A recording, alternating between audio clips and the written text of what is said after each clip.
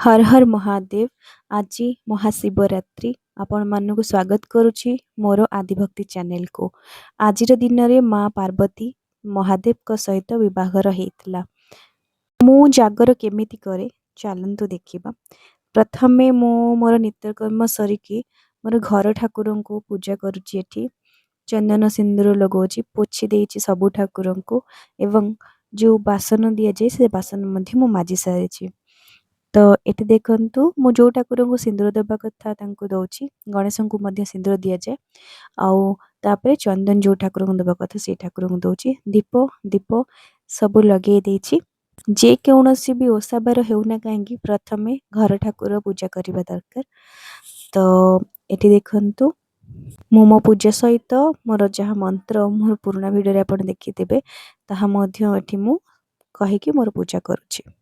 फूलरे मो कला शांत केते सुंदर देखा जाउछंती। समस्ते कमेंट बॉक्स रे जय जगन्नाथ बोली लिखिबे प्लीज। एबे मो मो माँ वृंदावती को पूजा करिबी आउ सूर्य देवता को जल अर्पण करिबे। तापरे मोर एठी पूजा घर पर पूजा शेष हेबो। तापरे मो मंदिर जीवा पई बाहरी पड़िबी। मंदिर आगर एते भीड़ एते लंबा लाइन सेठी। तो मु लाइन ने थिली। तो एठी मोर भोगर पसरा लाइन न छिड़ा है कि जदि पूजा पाखु जीव ताले से पूजार कौन बा अर्थ। ठीक अच्छे देखंतु एठी महादेव बसिछंती मंदिर ऊपर तांकर गोटे मूर्ति अछि।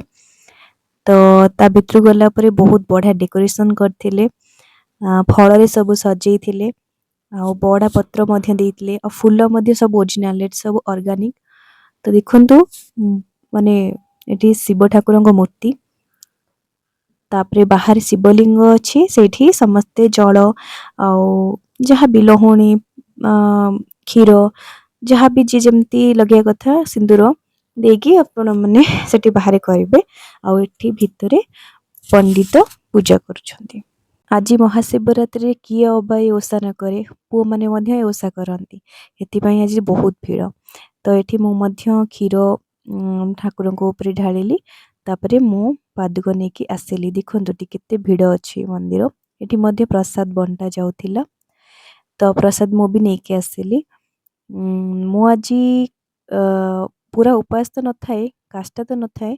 मु ई सागु रे जंती फळ पड़ी की जो खिया जाए सेटा मु बने की खाए। तो मु एटा गोटे बेले एमती करी की खाई दिए पादुक पाई सरला परे।